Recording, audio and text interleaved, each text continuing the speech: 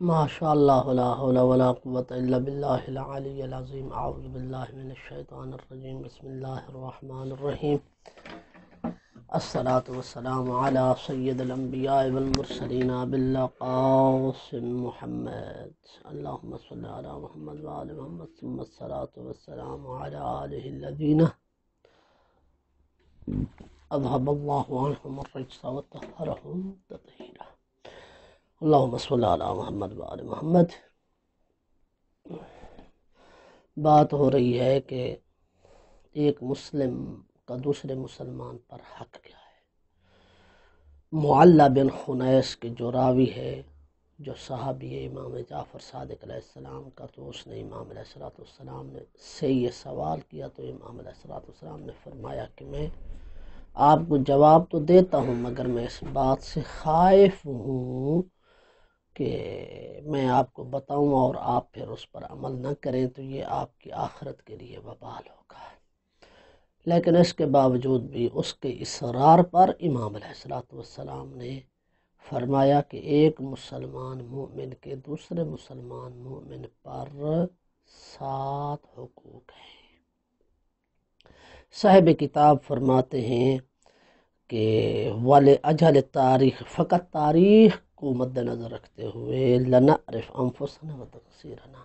یعنی ہم تاریخ بھی دیکھیں ائمہ علیہ السلام کی، کہ ائمہ علیہ السلام کی زندگانی طیبہ پر نظر بھی دوڑائیں، اور ہم اپنی اور اپنی تقصیر کو بھی پہچانیں کہ ہم کہاں ہیں، ائمہ کی تعلیمات کہاں ہیں اور ہم کہاں جا رہے ہیں۔ اذکر هذه الحقوق السبع التي اوضحها الامام، صاحب کتاب فرماتے ہیں میں وہ 7 حقوق کی وضاحت کرتا ہوں، میں وہ 7 حقوق ذکر کرتا ہوں کہ جن کی وضاحت امام علیہ السلام نے فرمائی۔ پہلا حق کیا ہے؟ امام فرماتے ہیں ان تحب لأخیک المسلم ما تحب لنفسک وتکرہ له ما تکرہ لنفسک۔ امام فرماتے ہیں کہ اپنے مسلمان بھائی کے لیے پہلا حق یہ ہے کہ اپنے مسلمان بھائی کے لیے ہر وہ پسند کرو جو تم اپنے لیے پسند کرتے ہو، اور ہر مسلمان بھائی کے لیے ناپسند کرو اس بات کو جو تمہیں پسند نہیں ہے۔ دوسرا حق امام فرماتے ہیں ان تجتنب سخطہ وتتبع مرضاتہ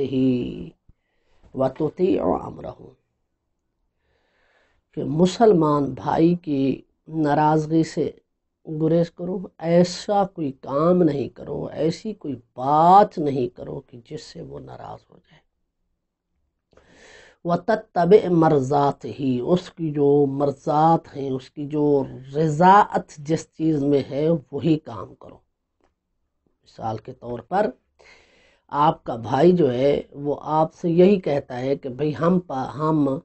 وقت پر نماز پڑھا کریں، تو جب ایک مسلمان مومن جو ہے وہ وقت پر نماز پڑھنے کی دعوت دے رہا ہے تو اس کی اتباع کرنی چاہیے۔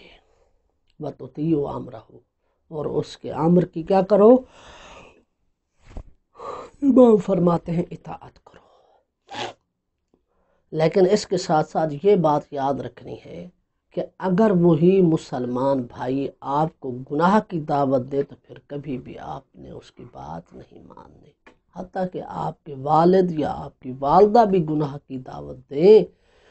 تو تب بھی ان کی بات نہیں ماننی۔ کیوں؟ کیا وجہ ہے؟ فرماتے اس کی وجہ یہ ہے کہ امام معصوم فرماتے ہیں لا طاعت لمخلوق فی معصیت الخالق، جہاں پر بھی خدا کی خالق اکبر کی نافرمانی ہو رہی ہو وہاں مخلوق کی اطاعت کرنا جائز نہیں ہے۔ تو یہ جو یہاں پر امام فرما رہے ہیں تتبع مرضات ہی وتطیع امرہ، کہ اس کی مرضات یعنی اس کی رضاعت کی اتباع کرو اور اس کے امر کی فرما برداری کرو، تو اس سے مراد یہ ہے کہ ہر اچھے کام کے بارے میں جو آپ کا مسلمان بھائی کہے اسے بجا لانا چاہیے۔ لیکن برے کام کے بارے میں کبھی بھی اس کی بات نہیں ماننی، بلکہ اسے روکنا ہے کہ وہ اس برے کام سے باز آ جائے۔ تیسرا حق یہ ہے کہ ان تعینہ بنفسک، خود اس کی مدد کرو، وہ مالک اپنے نفس کے ساتھ، اپنے مال کے ساتھ، وہ لسانک اپنی زبان کے ساتھ، وہ یدک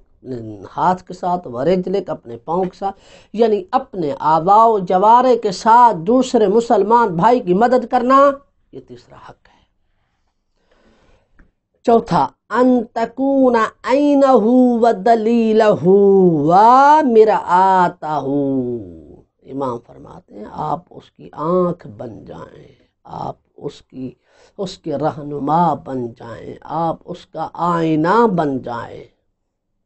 اس طرح اس کی رہنمائی کریں، آپ ہی اس کے رہنما ہوں، اچھے کاموں کی طرف اس کی رہنمائی کرنے والے ہوں، برے کام سے روکنے والے ہوں، اور اس کے لیے آئینہ بن کر رہیں، اس کی آنکھ بن کر رہیں۔ یہ جو ہے ایک مسلمان کا دوسرے مسلمان پر حق ہے۔ پانچواں ان لا تشبع ویجوع، جب تک دوسرا مسلمان بھوکا ہے آپ سیریاب نہ ہوں، ولا تروى ویظمأ، جب تک دوسرا مسلمان جو ہے پیاسا ہے آپ سیریاب نہ ہوں، ولا تلبس ویعرى، جب تک اس کے اور اس کے بچوں کے پاس جو ہے وہ سردی گرمی کے جو ہے وہ کو روکنے کے لیے لباس نہیں ہے۔ صاحب کتاب فرماتے کہ امام نے فرمایا کہ تیرے بعد تو وہ لباس نہ پہن، یعنی امام یہ فرمانا چاہتے اے عبد خدا، جب آپ لباس پہن کر باہر نکلیں گے تو وہ بیچارہ کہ جس کے بچوں کے پاس بھی سردی گرمی کے کپڑے نہیں ہیں اور وہ باہر آپ کو دیکھے گا تو اس کو تکلیف ہوگی، لہذا آپ جو ہے جس طرح خود کپڑے پہننا چاہتے ہو اسی طرح کے کپڑے لے کر اسے بھی پہناؤ، اس کے گھر بھی بھیجو، جس طرح آپ اپنی عورتوں اور اپنی بچیوں کے لیے فاخرہ لباس لے کر بازار سے آتے ہو تاکہ جو ہے وہ اچھے اچھے لباس پہن سکے، تو ان کی بچیوں کے لیے اور ان کی جو ہے وہ فیملی کے لیے اور ان کے بچوں کے لیے بھی لباس لے کر آؤ۔ کم از کم اتنا تو ضرور کرنا چاہیے نا کہ ٹھیک ہے اگر جو ہے وہ ہم نے اپنی بچیوں اور اپنی بیٹیوں اور اپنی فیملی اور اپنے لیے اپنے بچوں کے لیے فاخرہ لباس لیے ہیں، قیمتی سے قیمتی جو ہے وہ کپڑے خریدے ہیں، تو وہ جو ہمسایہ ہے، وہ جو ہمارا مسلمان بھائی ہے، چلو زیادہ قیمتی نہیں لا کر دے سکتے، سادے قسم کے کپڑے تو دینا تاکہ ان کے بچیاں بغیر لباس کے نہ رہیں۔ چھٹا حق یہ ہے کہ ان یکون لک خادم ولیس لاخیک خادم فواجب ان تبعث خادمک، امام فرماتے ہیں اگر تیرے پاس جو ہے وہ گھر کے کام کاج کے لیے خادم موجود ہے اور تیرے مسلمان بھائی کے پاس جو ہے وہ خادم نہیں ہے تو تجھ پر ضروری ہے کہ اپنے مومن بھائی کے پاس کیا ہے، خادم کا انتظام کر، ان کی طرف بھی ایک خادم بھیج دے۔ فَتَغْسِلُ ثِيَابَهُ وَتَصْنَعُ طَعَامَهُ وَتُمَهِّدُ فِرَاشَهُ،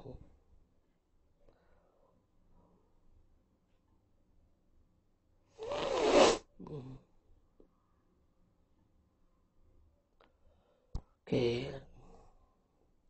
اس کے کپڑے بھی دھو، اس کے لیے کھانا بھی تیار کرو اور اس کے لیے اچھا بستر کا بھی بندوبست کرو۔ یعنی اگر وہ نہیں کر سکتا کسی مجبوری کی بنا پر، وہ بیچارہ کپڑے دھونے سے عاجز ہے، مریض ہے مثال کے طور پر، یا کھانا جو ہے وہ نہیں پکا سکتا، بستر وغیرہ سیٹ نہیں کر سکتا، تو آپ کریں اگر کلمہ تغسل پڑھے تو، اور اگر یغسل پڑھے یعنی فیغسل ثیابہ ویصنع طعامہ ویمہد فراشہ، تو پھر ضمیر جائے گی خادم کی طرف۔ کہ اس کے لیے ایسے خادم کا انتظام فرمائے جو اس کے کپڑے بھی دھوئے، جو اس کے لیے کھانا بھی تیار کرے، اور جو اس کے لیے بستر بھی اسے بچھا کر دے۔ گویا کہ اب اس کو اگر جو ہے وہ مخاطب کسی کے ساتھ پڑھیں یا غائب کسی کے ساتھ پڑھیں، دونوں صورتوں میں یہ مطلب نکلتا ہے کہ اگر خادم نہیں ہے تو آپ اس کے لیے جو ہے، اور وہ بیچارہ معذور ہے، مجبور ہے، مریض ہے، کسی مشکل میں لاحق ہے، تو اس کے لیے یہ اہتمام خود کرے، ورنہ آپ اس کے لیے ایک ایسے خادم کا بندوبست کریں کہ جو خادم، جو نوکر، جو ملازم اس کے کپڑے بھی دھوئے، اس کے لیے کھانا بھی تیار کرے، اور اس کے لیے بستر بھی بچھا کر دے۔ 7واں حق ان تبرّا،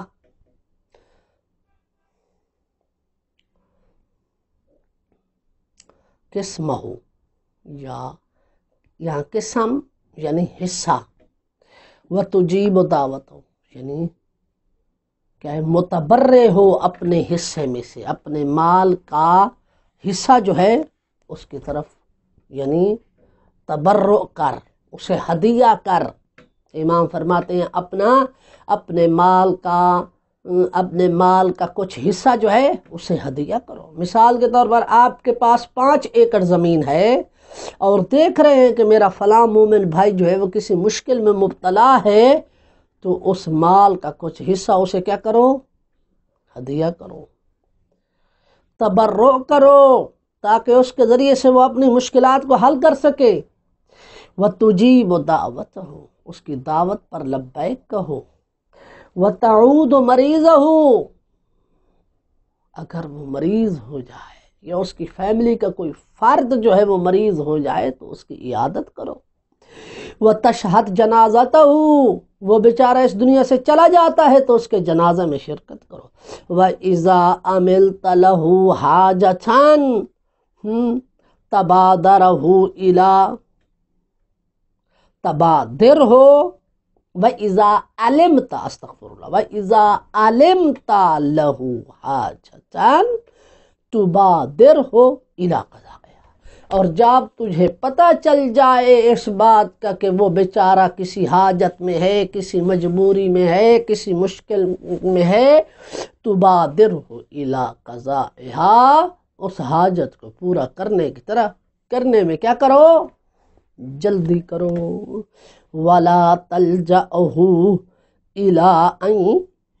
يَسْأَلُكَهَا، فرماتے ہیں اور نہ آپ جو ہے وہ سستی برتو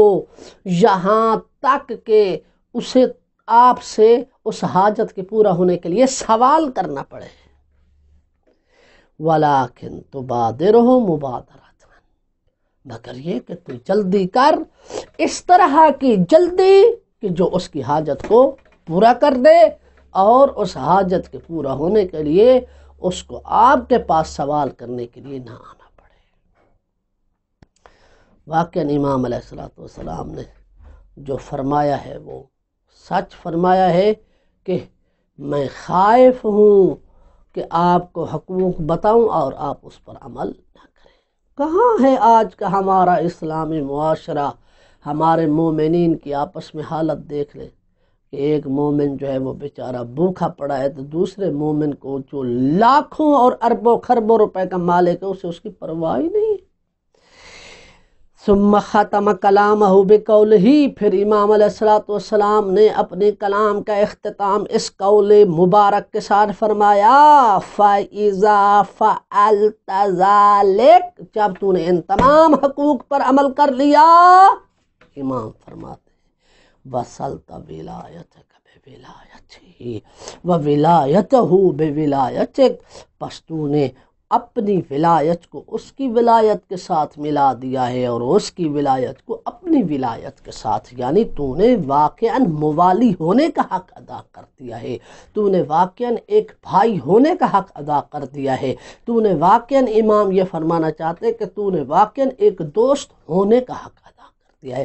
یہاں ولایت بمانا دوست، بمانا بھائی، بمانا موالی ہونے کے ہے۔ وَبِمَضْمُونِ هَذَا الْحَدِيثِ روایات مستفیدۃ ائمتنا، فرماتے اس حدیث کا مضمون دیکھو تو بہت سی ایسی روایات جو ہمارے ائمہ علیہ السلام سے تواتر کی حد تک ہیں۔ جمع قسمن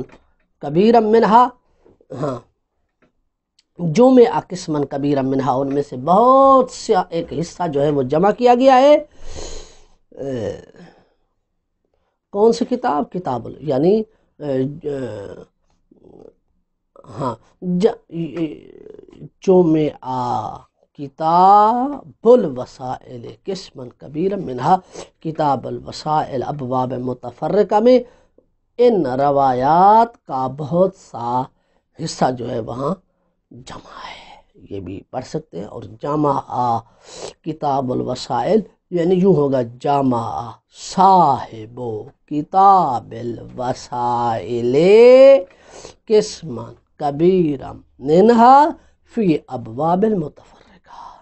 کہ ان روایات کا بہت سا حصہ صاحب کتاب وسائل نے ابواب متفرقہ میں جمع کیا ہے۔ اگر جامع آپ پڑھیں گے تو یہاں پر کلمہ صاحب جو ہے وہ محذوف کر دیں گے کہ جامع صاحب کتاب وسائل، اگر جمع پڑھیں گے تو پھر کتاب الوسائل نائب فاعل ہو جائے گا۔ وقد يتوهم المتوهم ان المقصود بالاخوة في احاديث اهل البيت خصوص الاخوة بين المسلمين الذين من اتباعهم شیعتهم خاصة، فرماتے ہیں کہ وہم کرنے والا یہ بسا اوقات وہم کرتا ہے کہ یہاں پر یہ جو اہل بیت علیہم السلام کی احادیث میں اخوت اور بھائی چارے کے حوالے سے احادیث گزری ہے، یہ خاص طور پر مسلمانوں کے درمیان ان بھائیوں کی بات ہو رہی ہے کہ جو ان کے اتباع ہیں، جو ان کے خاص طور پر شیعہ ہیں۔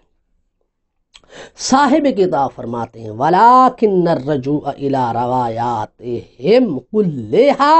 يَطْرُدُهَا وَالْوَهْمَ، مگر تمام روایات کی طرف اگر رجوع کیا جائے تو پھر وہ روایات اس وہم کو کیا کرتی ہیں؟ طرد کرتی ہیں، اس وہم کو دور کرتی ہیں۔ وَإِنْ كَانُوا مِنْ جِهَةٍ أُخْرَى يُشَدِّدُونَ النَّكِيرَ عَلَىٰ مَنْ يُخَالِفُ طَرِيقَتَهُمْ وَلَا يَأْخُذُ بِهُدَاهُمْ، ہاں یہ علیحدہ بات ہے کہ ایک اور جہت سے ائمہ علیہم السلام نے نفرت کا اظہار کیا ہے بہت زیادہ ہر اس سے کہ جو ان کے طریقے کی مخالفت، جو ان کے مذہب کی مخالفت کرتا ہے اور ان سے ہدایت نہیں لیتا۔ لیکن اس کے باوجود بھی یہ جو اخوت کی روایات ہیں یہ شیعہ کو بھی شامل ہیں اور غیر شیعہ کو بھی شامل ہیں۔ وَيَكْفِي أَن نَقْرَأَ حدیث معاویہ بن وہب، ہمارے لیے کافی ہے کہ ہم حدیث معاویہ بن وہب پڑھیں کہ قال قلت له اے الصادق، میں نے امام جعفر صادق علیہ السلام کی خدمت میں عرض کی کیف ينبغي لنا ان نصنع فيما بيننا وبين قومنا وبين خلطائنا من الناس ممن ليسوا على امرنا یعنی على مذہبنا، کہ میں نے عرض کی مولا کیسے ہم کون سا ایسا طریقہ ہونا چاہیے کہ ہم اپنے اور اپنی قوم اور ان کے درمیان کے جو ہمارے ساتھ لوگوں میں مخلوط ہے وہ کہ جو ہمارے مذہب پر نہیں ہے، یعنی ہم کیسے کون سا ایسا طریقہ اپنانا چاہیے ہمیں، یعنی ہمیں کیسے معاشرہ قائم کرنا چاہیے، ہمارا رہن سہن کیسا ہونا چاہیے اپنے شیعوں کے درمیان اور لوگوں میں سے جو ہمارے ساتھ مخلوط ہیں، ایسے کہ جو ہمارے شیعہ مذہب پر نہیں ہیں، اہل سنت ہیں، اور اس کے علاوہ بقیہ جو ہے وہ لوگ ہو سکتے ہیں، عیسائی بھی ہو سکتے ہیں، ہندو مذہب والے بھی ہو سکتے ہیں، ان کے ساتھ ہمیں معاشرہ کیسے کرنا ہے۔ تو امام علیہ السلام نے فرمایا فقال تنظرون الی ائمتکم الذین تقتدون بہم، اپنے ائمہ کی طرف دیکھو جن کی تم اتباع کرتے ہو، جن کی تم اقتداء کرتے ہو، ان کو دیکھو کہ وہ کیا کیا کرتے تھے۔ فتصنعون ما یصنعون، بس تم وہی کرو جو آپ کے ائمہ کیا کرتے تھے۔ فواللہ انہم لیعودون مرضاہم وَيَشْهَدُونَ جَنَائِزَهُمْ وَيُقِيمُونَ الشَّهَادَةَ لَهُمْ وَعَلَيْهِمْ وَيُؤَدُّونَ الْأَمَانَةَ إِلَيْهِمْ۔ امام علیہ السلام فرماتے ہیں کہ ائمہ کا کیا طریقہ کار ہوا کرتا تھا، وہ ان کے مریضوں کی عیادت کیا کرتے تھے، چاہے کوئی شیعہ ہے چاہے کوئی سنی ہے، مسلمان ہے مسلمان نہیں ہے، یشہدون جنازہم ان کے جنازوں میں جاتے تھے، کوئی فرق نہیں یہ ہمارے مذہب پر ہے یا ہمارے مذہب پر، یقیمون الشہادۃ لہم ان کے حق میں گواہی دیتے تھے، وعلیہم اور اگر کوئی جو ہے وہ وعلیہم اور ان پر شہادت دیتے تھے، یعنی لہم یعنی ان کے حق میں شہادت دیتے تھے، اور اگر ان کے خلاف کوئی دعویٰ کر دیتا تھا، کوئی جھوٹا جو ہے کیس کر دیتا تھا ان کے خلاف، تو ان کے یعنی ان کے لیے بھی آپ جو ہے وہ گواہ بنتے تھے کہ یہ جو ہے اس بیچارے دوسرے مسلمان کے لیے برا کر رہا ہے، یہ مراد ہے۔ وَيُؤَدُّونَ الْأَمَانَةَ إِلَيْهِمْ اور ان تک ان کی امانتیں لوٹاتے تھے۔ یہی طریقہ جناب رسول خدا کے پاس تھا اور بقیہ ائمہ کے پاس، اسی وجہ سے کہ اسلام لانے سے پہلے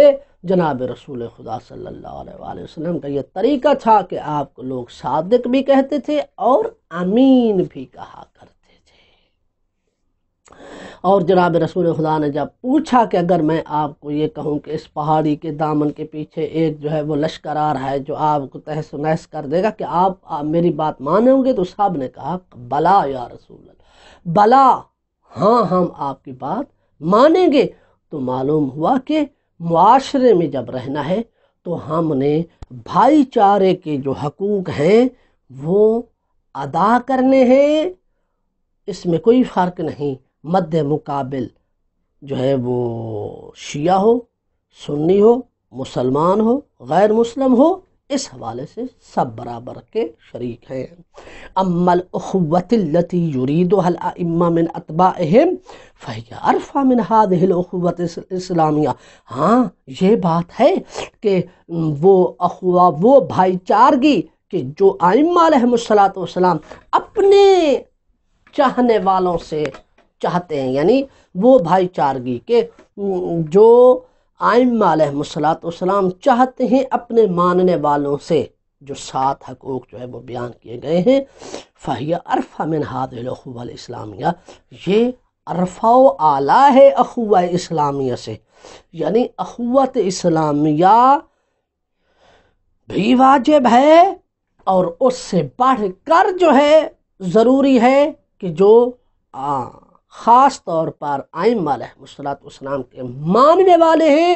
ان کے ساتھ جو ہے وہ سلوک کرنا وہ ارفع اور اعلیٰ ہے۔ وقد سمعت، اور اس کو جو ہے وہ ہم اس طرح جمع بندی کرتے ہیں کہ اخوت اسلامیہ میں جو امام نے فرمایا کہ جو ائمہ علیہم السلام کرتے تھے آپ وہی کریں، یہ اخوت اسلامیہ ہے۔ ان کی مریضوں کی جو ہے وہ عیادت کریں، ان کے جنازوں میں جائیں، ان کی شہادت، ان کے لیے شہادت دیں، ان کے لیے امین بنیں، ہاں ان کی جو ہے وہ آپ تیمار داری کریں، اور جو ائمہ علیہم السلام کے ماننے والے اور چاہنے والے ہیں ان کے درمیان جو اخوت اور بھائی چارہ ہے وہ ان 7 حقوق میں منحصر ہے جو پیچھے ذکر کر چکے ہیں۔ وقد سمع، اس طرح جم بندی ہو جائے گی۔ وقد سمعت بعض الاحادیث فی فصل تعریف شیعہ، صاحب کتاب فرماتے ہیں کہ میں نے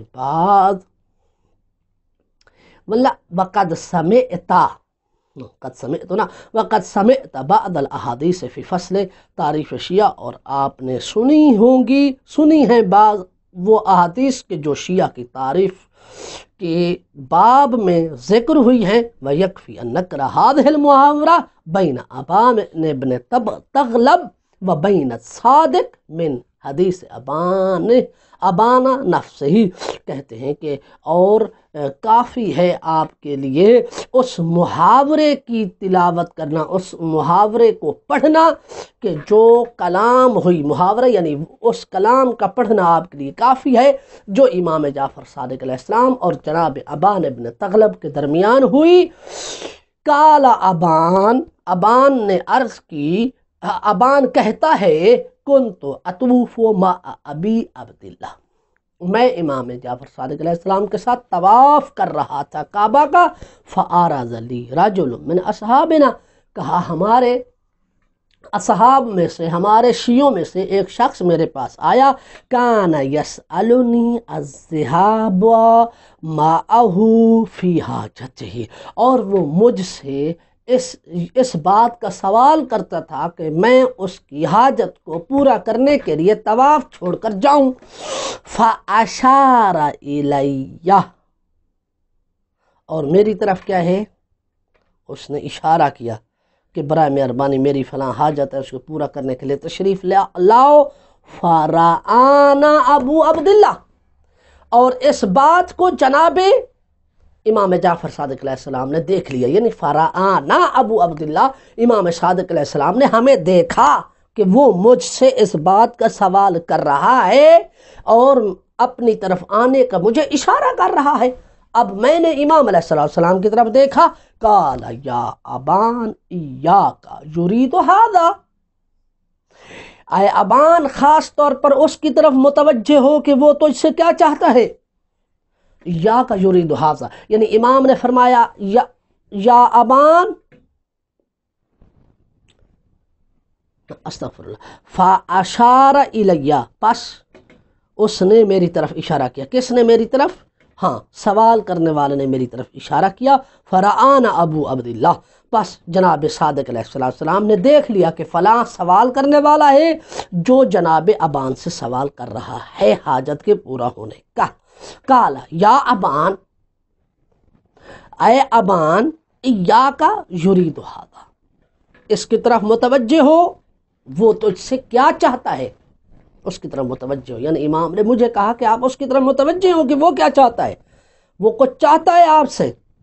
قلت نعم، ہاں مولا وہ مجھ سے کچھ کسی حاجت کے پورے ہونے کا سوال کر رہا ہے۔ قال هو علی مثل ما انت علیہ، ہوا علی مثل ما انت علیہ، یعنی جس مذہب پر تم ہو کیا وہ بھی آپ کے مذہب پر ہے؟ قلت نعم، جی مولا، جس طرح میں آپ کا چاہنے والا ہوں اور شیعہ ہوں اور مطیع اور وہ بھی آپ کا چاہنے والا ہے، شیعہ ہے۔ قال فذهب الیہ وقت الطواف، جاؤ طواف چھوڑ دو اور اس کی حاجت کو پورا۔ قلت وان کان الطواف الفریضہ، مولا کیا اگرچہ طواف فریضہ ہی کیوں نہ ہو میں چھوڑ دوں اپنا واجب طواف؟ قال نعم، ہاں اپنا واجب طواف بھی چھوڑ دو اور اس کی حاجت کو پورا کرنے کے لیے جاؤ۔ قال ابان کہتا ہے فذهبت معه، کلمہ معه نیچے لکھا ہوا ہے شرح میں کہ میں اس کے ساتھ چلا گیا۔ ثم دخلت علیہ بعد، پھر اس کی حاجت پورا کرنے کے بعد پھر میں جو ہے وہاں طواف کے لیے جو ہے وہ مکہ میں داخل ہوا، یعنی حج بیت اللہ کے گھر کے قریب وہاں طواف والے مقام میں داخل ہوا۔ فسألتہ عن حق المؤمن، میں نے امام علیہ السلام سے مومن کے حق کے بارے میں پوچھا۔ فقال دع لا تردہ، امام علیہ السلام نے فرمایا کہ سب سے بڑا حق یہ ہے کہ لا قال دعہ، یعنی اس کو فقال دعہ لا تردہ، یعنی اس کی دعوت اگر کوئی آپ سے جو ہے وہ کسی حاجت کے پورا ہونے کا سوال کرتا ہے، دعہ، اس کو جو ہے وہ لے لو،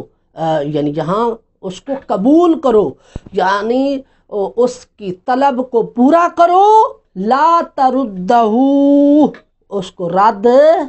نہ کرو، فلم ازل ارد علیہ، بس میں نے کیا کیا، یہاں پر جو ہے کلمہ کافی میں ہے فلم ازل اردد علیہ، صحیح، یعنی میں ہمیشہ جو ہے فلم ازل ارد علیہ، یعنی میں اسی طرح ہی کرتا رہا، یعنی میں نے ہمیشہ یعنی اسی بات پر عمل کیا کہ جب بھی کسی مومن نے مجھے جو ہے وہ کسی حاجت کے پورا ہونے کا کہا تو میں نے اس کو پورا کیا، حتی قالا، یہاں تک کہ امام علیہ السلام نے مجھ سے کہا یا ابان تقاسمہ شطر مالک، تو اس مومن بھائی کو کہ جو حاجت مند ہے اپنے مال کے حصے میں شریک کر، یعنی شطر کہتے ہیں جز کو، یعنی اپنے مال کا جو کچھ حصہ ہے وہ تقسیم کر کے اسے دے دے۔ ثم نظر الی فرآ ما دخلنی، پس امام علیہ السلام نے میری طرف دیکھا، پس نظر الیہ، میری طرف غور کی، میری طرف دیکھا، فرآ ما دخلنی، یہاں داخلنی نیچے مصدر لکھا ہوا ہے کہ فرآ ما دخلنی، میرے ضمیر میں جو تھا اسے بصارت کے ساتھ امام نے دیکھا، فقال یا ابان، اے ابان، اما تعلم ان اللہ قد ذکر المؤثرین علی انفسہم، کیا تو نہیں جانتا کہ اللہ سبحانہ و تعالی نے ذکر کیا ہے ان لوگوں کا کہ جو اپنے نفسوں پر جو ہے وہ مؤثر ہے، اپنے نفسوں پر مؤثر ہے کا کیا مطلب ہے، یعنی ان کا نفس ایک چیز کو پسند نہیں کرتا پھر بھی وہ اسے انجام دیتے ہیں، کوئی ایسی نیکی ہے، ایک نیک کام ہے کہ جسے انجام دینے میں ان کا نفس پسند نہیں کرتا، وہ اپنے نفسوں پر مؤثر ہو جاتے ہیں، یعنی نفس کی مخالفت کرتے ہوئے وہ اس کو انجام دیتے، اور اللہ نے ایسے لوگوں کو ذکر کیا ہے یا نہیں کیا قرآن میں؟ قل تو بلا جی مولا، قرآن مجید میں اللہ نے قرآن مجید میں ایسے لوگوں کا تذکرہ خیر کے ساتھ کیا ہے، قال اذن، جب ایسی بات ہے کہ اللہ اذن انت قاسمتہ فلم تؤثرہ، کہتے ہیں کہ اذن انت قاسمتہ فلم تؤثرہ، مولا فرماتے ہیں کہ اذن یعنی جب ایسی بات ہے تو پھر اپنا حصہ، اپنے مال کا حصہ تقسیم کر دے اس کو، یعنی اپنے مال کا حصہ تقسیم کر کے اس حاجت مند کو دے دے، فلم تؤثر ہو، اور فلم تؤثر ہو، یعنی فلم تؤثر یعنی اور تو فلم تؤثر انما تؤثره اذا انت اعطیتہ من النصف الاخر، ہاں فرماتے ہیں اذن انت قاسمتہ فلم تؤثرہ، امام علیہ السلام فرماتے جب ایسی بات ہے تو کیا کر، تو اپنا حصہ تقسیم کر کے، یعنی تو نے اپنا حصہ تقسیم کر کے دے دیا اور تجھ پر اس کا اثر نہیں ہوا، ٹھیک ہے، تیرے پاس مال بہت زیادہ تھا، تو نے کچھ حصہ اٹھا کر اسے دے دیا اور تجھ پر تیرے نفس پر اس کا اثر نہیں ہوا، انما تؤثرہ،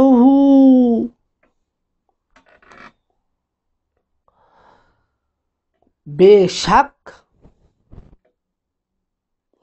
اس بات کا اثر تیرے نفس پر تب ہوگا اذا انت اعطیتہ من النصف الاخر،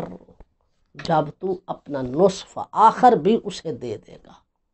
یعنی کہنے کا مطلب یہ ہے کہ آپ کے پاس مال ہے اور مال کا کچھ حصہ دینے سے آپ کے نفس میں کوئی اثر نہیں ہوا، امام فرماتے ہیں یہ تب ہوگا آپ کے نفس پر اثر جب آپ اپنا دوسرا حصہ بھی اٹھا کر دے دیں گے۔ جیسے ہی آپ دوسرا حصہ اٹھا کر اس حاجت مند کو دے دیں گے تو آپ کے نفس پر ہوگا اثر، اور اللہ سبحانہ و تعالی ان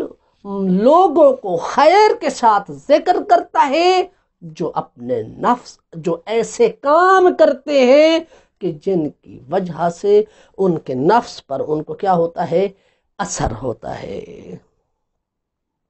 تو اس حدیث میں امام علیہ السلام کہنا یہ چاہتے ہیں کہ اپنے مال سے دوسرے مومن بھائیوں کی مدد کرو، اپنے مال میں شریک کر کے، اپنے مال کا حصہ دے کر، اور آپ کے پاس مال اتنا زیادہ ہے کہ کچھ عطا کر دیا اور آپ کو کوئی اثر نہیں ہوا، امام فرماتے ہیں آپ کو اثر تب ہوگا کہ جب دوسرا حصہ بھی آپ اسے دوسرے مومن بھائی کو دے دیں گے۔ اقولو فرماتے ہیں کہ صاحب کتاب فرماتے ہیں میں کہتا ہوں ان واقعا المخجل لا یطمعنا ان نسمی انفسنا بالمؤمنین حقا، کہتے ہیں ان احادیث کو دیکھا جائے جو ایک مسلم بھائی چارے کے بارے میں ہیں، جو ایک مومن کے حق کے بارے میں ہیں، جو ایک مومنین کی قضائے حاجت کو پورا کرنے کے لیے ہیں، اگر ہم ان روایات کو دیکھیں تو ہمارا حقیقت کیا ہے؟ حقیقت میں ہم جو ہے وہ شرمندہ ہے۔ لا یطمعنا ان نسمی انفسنا بالمؤمنین حقا، اور ہمیں یہ لالچ نہیں کرنا چاہیے کہ ہم اپنے آپ کو حقیقی مومن کہیں۔ فَنَحْنُ بِوَادٍ وَتَعَالِيمِ أَئِمَّتِنَا فِي وَادٍ آخر، کیونکہ ہم کسی وادی میں ہیں اور ائمہ کی تعلیمات کسی اور وادی میں ہیں، یعنی ہم کہیں اور جا رہے ہیں اور ائمہ کی تعلیمات کسی اور طرف ہے۔ اسی وجہ سے ہمارا معاشرہ جو خاص طور پر ہم شیعوں کا معاشرہ ہے، صورتحال یہ ہے کہ ہم میں جو امیر ہے وہ امیر ہوتا جا رہا ہے، جو غریب ہے وہ غریب تر ہوتا جا رہا ہے۔ اسی طرح تھوڑا سا دائرہ وسیع کرے، ہم مسلمانوں کی حالت یہ ہے کہ ہم میں سے امیر ہوتے جا رہے ہیں، غریب سے غریب ہوتے جا رہے ہیں، کیونکہ ہم نے ائمہ کی تعلیمات پر عمل نہیں کیا۔ تو ہم میں سے اگر جو امراء ہیں جن کے پاس مال و ثروت ہے، اگر وہ بانٹنا شروع کر دیں اور محتاج اور غرباء اور فقراء کو دینا شروع کر دیں تو پھر مسلمانوں میں کوئی غریب نہیں رہے گا، ہم شیعوں میں کوئی غریب نہیں رہے گا۔ وما داخل نفس آبان یداخل نفس کل قارئ لہذا الحدیث، کہتے ہیں کہ جو جناب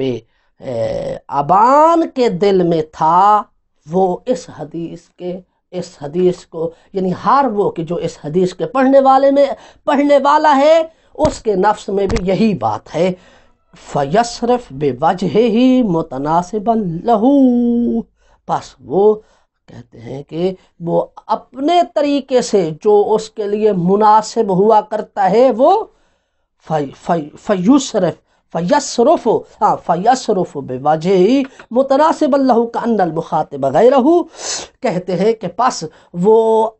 اپنا چہرہ جو ہے وہ پھیر لیتا ہے جو اس کے لیے مناسب ہوتا ہے، یعنی اس حدیث کو پڑھ کر انسان اپنا رخ جو ہے وہ پھیر لیتا ہے جو اس کے لیے مناسب ہوتا ہے۔ کأن المخاطب غیرہ، یعنی گویا کہ وہ ایسے سمجھتا ہے کہ دوسرے سے امام خطاب کر رہے ہیں، مجھ سے خطاب نہیں کر رہے۔ ولا یحاسب نفسہ حساب رجل مسئول، اور فرماتے ہیں ہم میں سے ہر ایک اس حدیث کو پڑھنے والے کی حالت یہ ہے کہ وہ اپنے نفس کا اس طرح حساب نہیں کرتا جس طرح کہ ایک مسئول شخص اپنا حساب کرتا ہے۔ نتیجہ یہ ہے کہ ہم جو ہے جو ائمہ علیہ السلام کی تعلیمات ہیں ان کو کما حق ہو ادا کرنے سے کوسوں دور ہیں۔ اگر ہم ائمہ کی تعلیمات کو صحیح طریقے سے ادا کرنے لگ جائیں تو پھر کوئی بھی ہم مسلمانوں میں سے، خاص طور پر ہم شیعہ میں سے، کوئی بھی حاجت مند نہیں رہے گا۔ والحمدللہ رب العالمین۔